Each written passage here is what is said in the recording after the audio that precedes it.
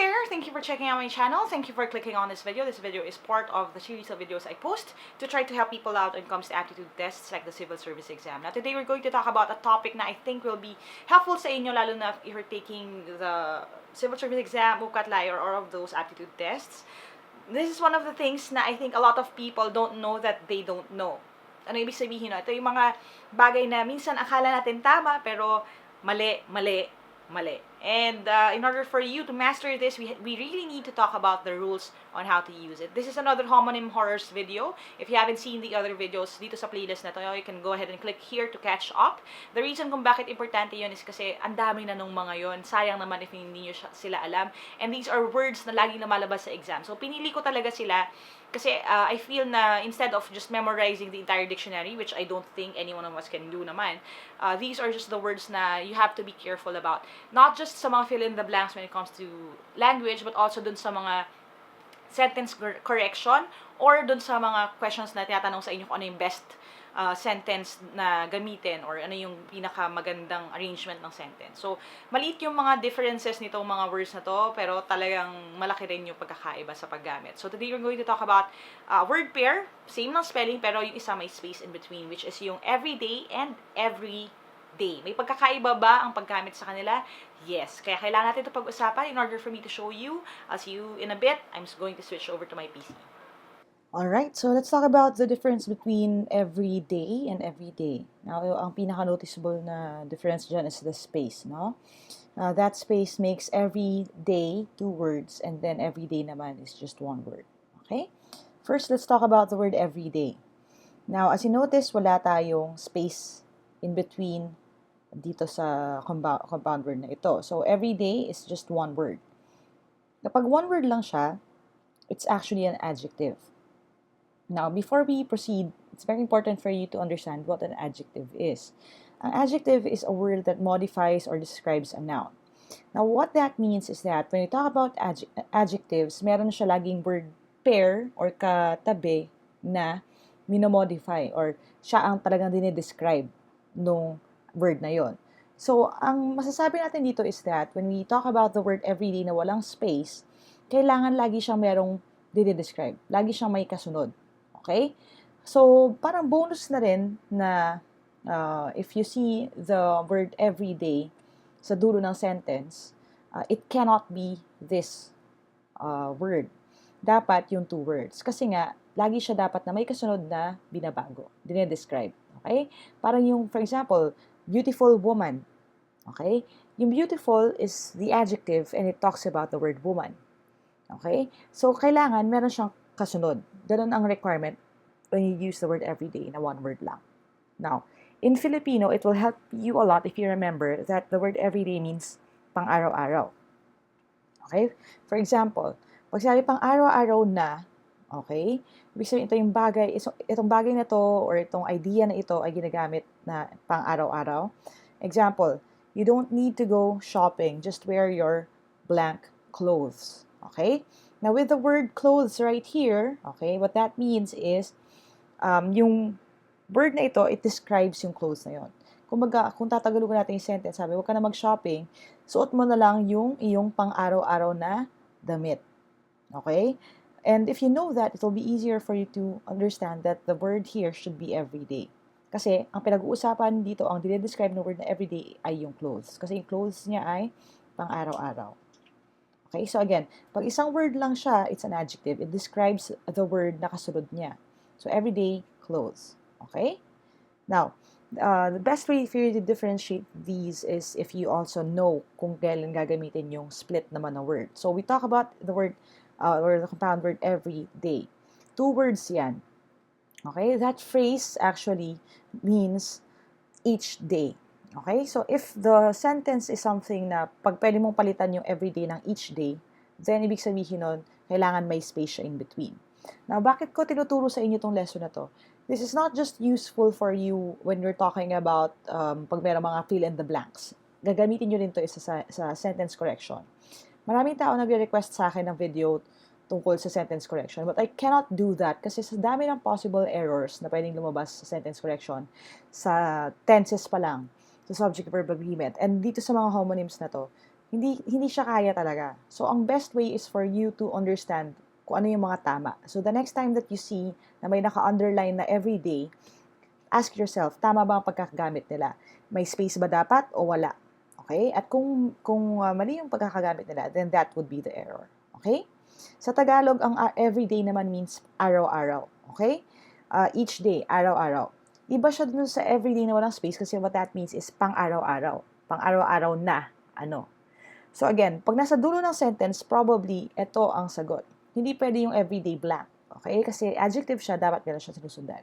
So let's talk about this example. Sabi, you need to buy new clothes.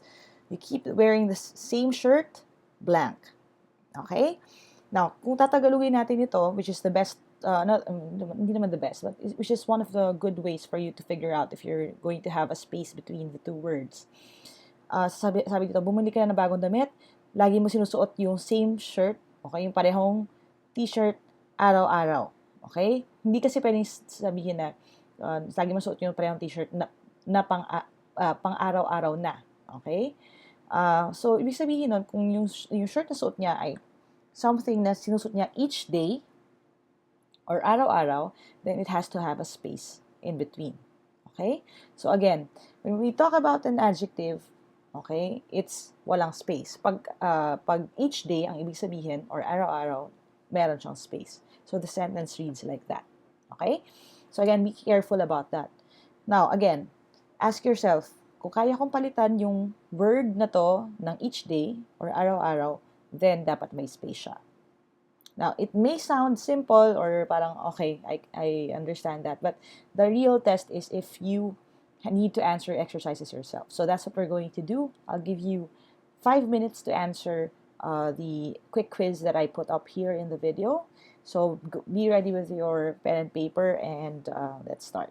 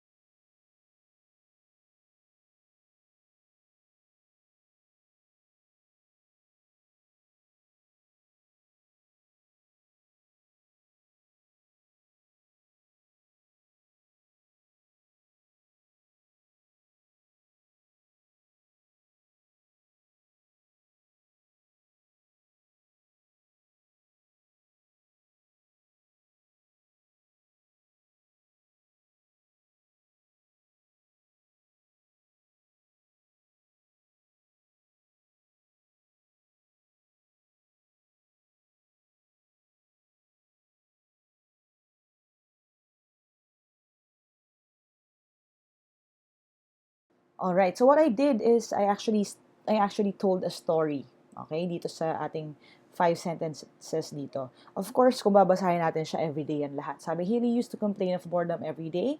The summer break brought on the usual everyday chores and activities, but they didn't seem to interest her. That's when I thought of introducing her to the whole universe of books in the library. Every day, we would read a chapter of my favorite book together. Soon enough, she started asking me to read more chapters every day. That was how reading became part of Haley's everyday life. Okay, so again, ang tanong na lang is ano ang spelling nitong mga to? Sino ang may space? Sino ang wala? So isa-isahin natin sila. So number one muna, sabi, Haley used to complain of boredom blank every day.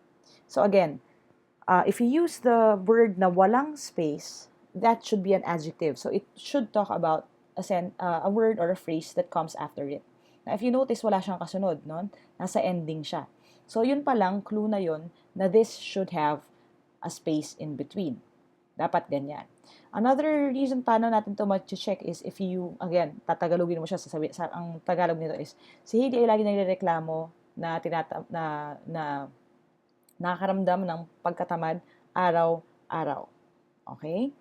So, araw-araw. Kung araw-araw ang translation, then it has to have a space in between. Okay? I hope you got that right. Now, next. The summer break brought on the usual everyday chores and activities, but they didn't seem to interest her. So again, if you see here, the word everyday comes right before yung chores and activities. Okay? And pag tinagalog natin to, sabi, yung summer break ay nagdulot nung usual na pang-araw-araw na chores at activities. So, ano pinag-uusapan nitong everyday na to? It actually describes yung chores and activities. Ibig sabihin ng everyday chores and activities, ibig sabihin yung the usual, laging ginagawa. Okay? Pang araw-araw niyang ginagawa. So, dapat ito ay walang space. Kasi the word everyday is an adjective describing chores and activities. Okay? So, again, I hope that got that right. If not, just try to practice again. Okay? Number 3. That's when I thought of introducing her to the world of the whole universe of books in the library. Every day, we would read a chapter of my favorite book together. So, sabi, di ba, that's when I thought of introducing her. Again, let's do the test. Meron bang kasunod na word, yung blank? If you notice, there's a comma right here, right? So, ibig sabihin, wala siyang kadulugtong. So, yun pa lang, alam na natin na this should be everyday kasi wala siyang dinidescribe. Okay? At kung kaya mo siyang palitan ng word ng phrase na each day, tanong nyo ha, each day, we would read a chapter of my favorite book together. If that works out, then dapat nga may space siya. Or kung tatagalogin natin, sabi, araw-araw, nagbabasa kami ng isang chapter from my favorite book ng magkakasama. So, dapat to may space. Okay? Now, yung number 4, sabi, soon enough, she started asking me to read more chapters blank. Again, following yung ating tip dito, pag walang kasunod, it should be every day na may space. Kasi ibig sabihin is araw-araw. Okay? You will only use the word na everyday na walang space if meron siyang sinusundan na dinedescribe niya. Okay? At dahil ang ibig sabihin nito ay araw-araw siya nag-ask na magbasa ka ng more chapters, then this has to have a space right here. Now, ito na tayo sa next. Sabi, that is how reading became part of Haley's everyday life. Now, ano tong everyday na to?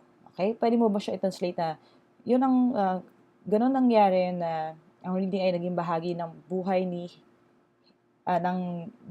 naging bahagi ng buhay ni Haley na araw-araw.